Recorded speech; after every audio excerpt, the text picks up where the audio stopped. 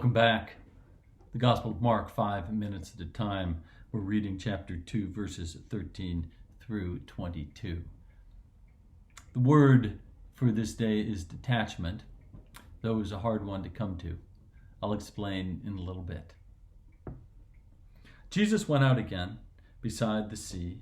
The whole crowd gathered around him, and he taught them. As he was walking along, he saw Levi, son of Alphaeus, sitting at the tax booth. And Jesus said to him, "Follow me." And Levi got up and he followed Jesus. And as he sat at dinner in Levi's house, many tax collectors and sinners were also sitting with Jesus and his disciples, for there were many who followed him. When the scribes of the Pharisees saw that Jesus was eating with the sinners and tax collectors, they said to his disciples, "Why does he eat with tax collectors and sinners?" When Jesus heard this, he said to them, "Those who are well have no need of a physician, but those who are sick. I have come to call not the righteous, but the sinners." Now, John's disciples and the Pharisees were fasting, and people came and said to him, "Why do John's disciples and the disciples of the Pharisees fast, but your disciples do not fast?" And Jesus said, "The wedding guests cannot fast while the bridegroom is with them, can they? As long as they have the bridegroom with them, they cannot fast. The days will come when the bridegroom is taken away from them, and then they will fast on that day.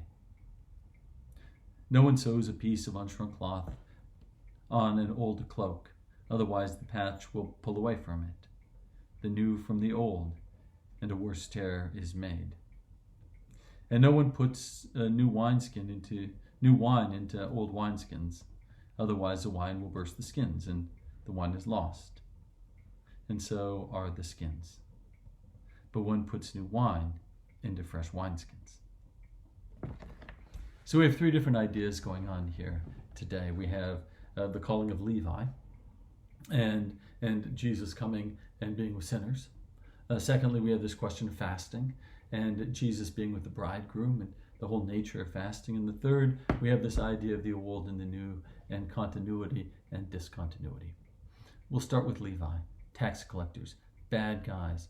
They were, because the community considered them as enemies of the community from within the community, because they were collecting taxes for Rome from the community, and they were allowed to keep whatever difference they could raise.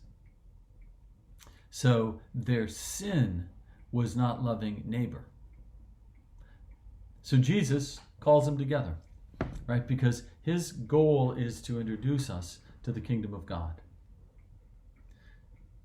This world that God made. And one thing we do know, we know this through science, we know this through relationships, everything's connected, right? Everything is connected. All people are connected. And we are connected to our environment, right? Everything is interconnected. And so somebody who sinned is breaking the connection, is breaking the relationship with the kingdom of God. Jesus says, "No, I've come to talk to those guys. I haven't come to talk to the righteous." Now, righteous can be a churchy word, and they can turn us off. But here's what it really means. Righteous means whole, full, healthy, complete in ourselves. Like our goal is righteousness or holiness or health or spiritual health.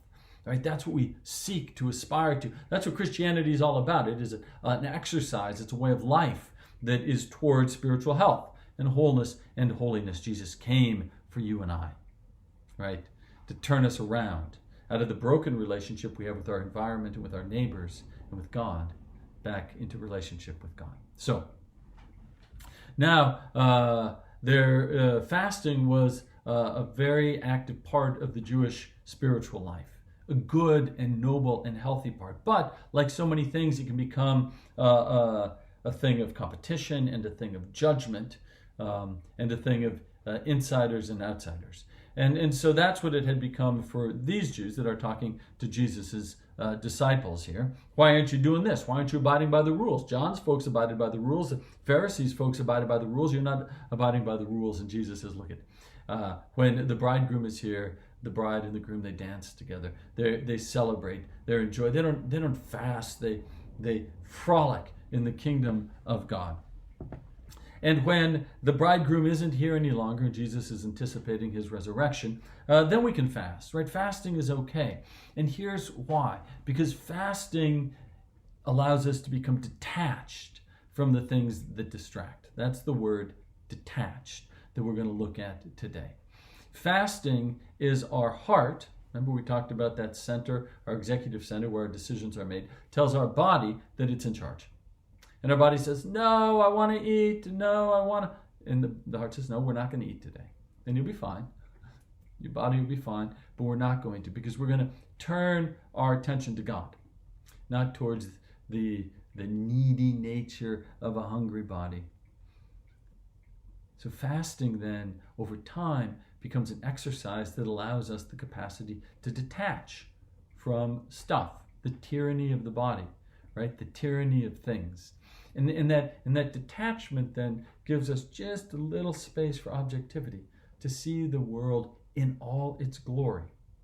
You see, when we can detach, we can see what God's doing in the world, as opposed to wondering why the world is not doing what I want, why the world isn't giving me what I want, right? So fasting allows for detachment that allows for an objective view of God's great world. So today I want you to think about how you can detach from the tyranny of the body and the tyranny of your desires, so you can better see the kingdom of God. It's good to be with you. I hope to see you tomorrow. Peace upon your souls.